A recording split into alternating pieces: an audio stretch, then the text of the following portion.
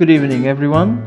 In this video, I would like to talk about the explanatory synthesis. As I have said in the email, this video is a review of your works, a review of the concept of the explanatory synthesis, and it is also a preparation for you before you can do your big quiz to this writing.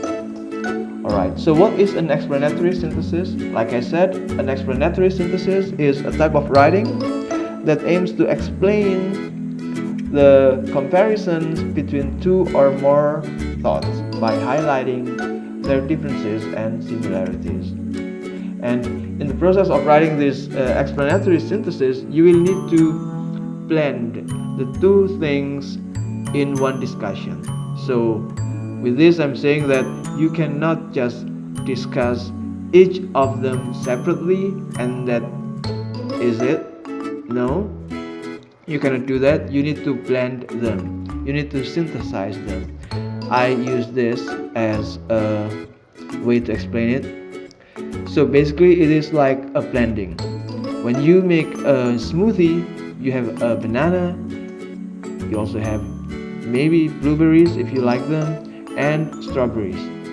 What you do when you make an explanatory synthesis is you blend them in order to get smoothie.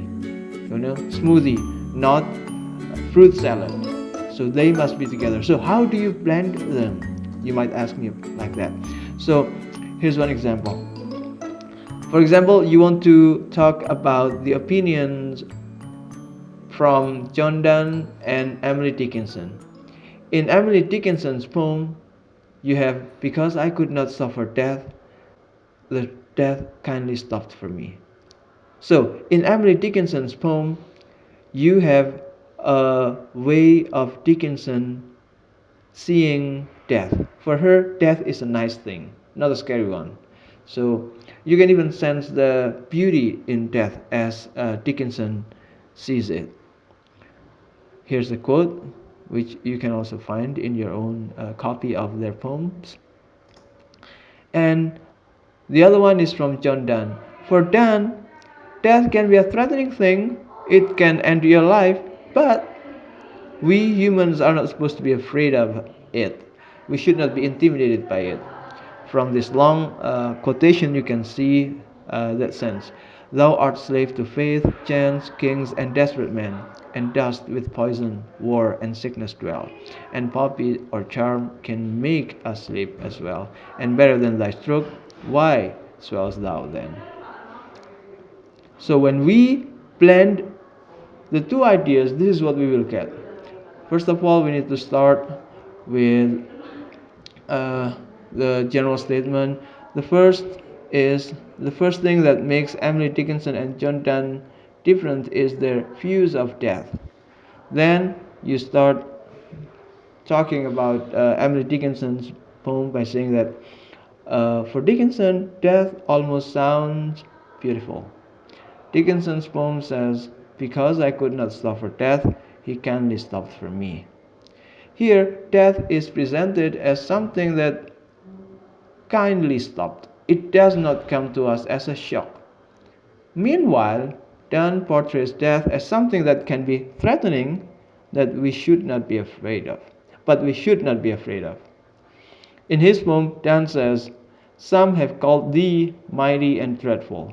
While it makes us sleep, it should not be feared, because it is not the only thing that can make us sleep. Poppy and charms can make us sleep as well. That's what John Donne says. And then you explain the quotation from Donne by saying, for Donne, there is nothing too special about death that we should be afraid of. Then, to start blending them or to start synthesizing them, you will say, from here we can see that Dickinson has a more respectful view of death than Donne does.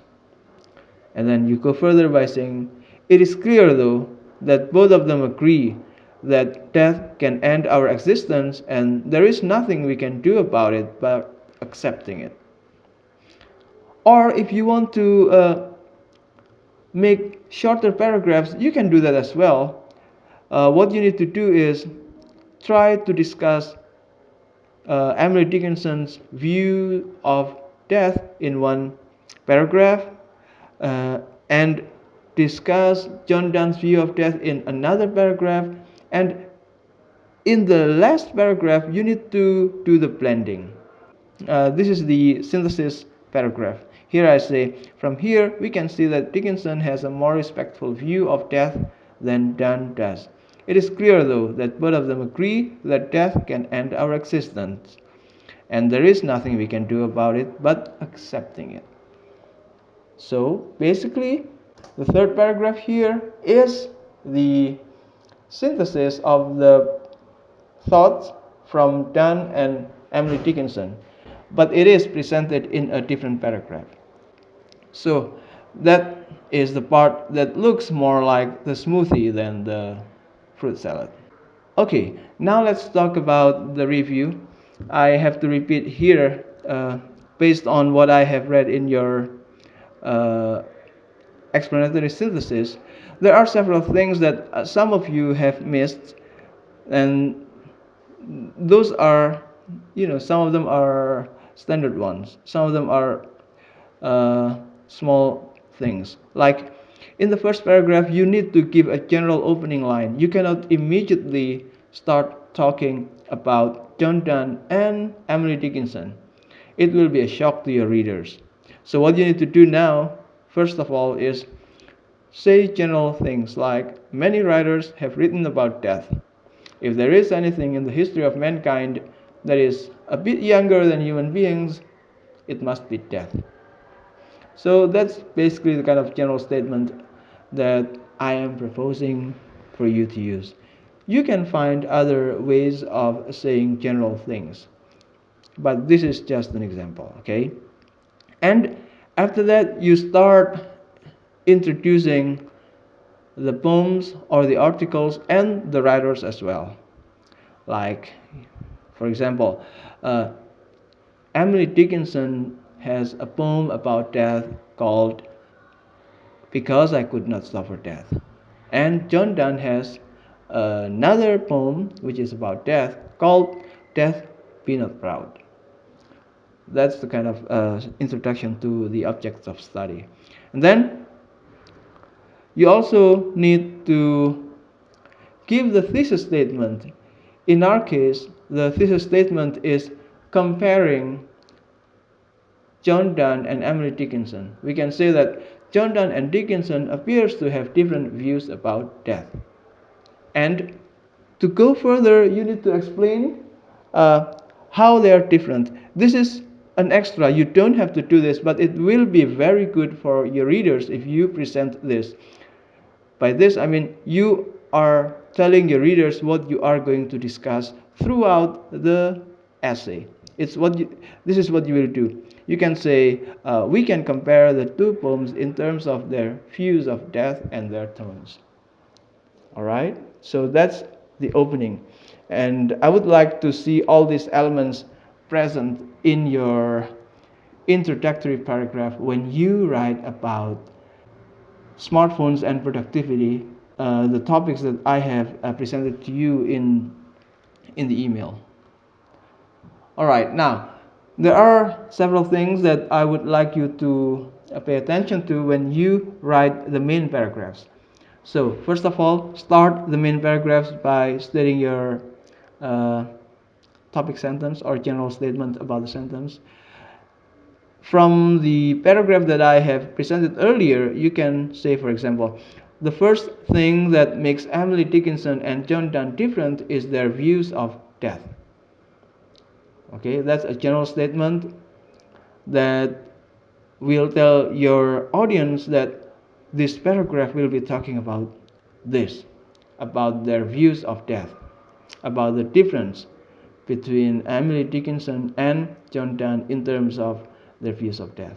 And then you can use quotations or paraphrases, up to you, to support your statement. And please, when you use a quotation or paraphrase, always mention the source. Okay, you don't want to be called a plagiarist.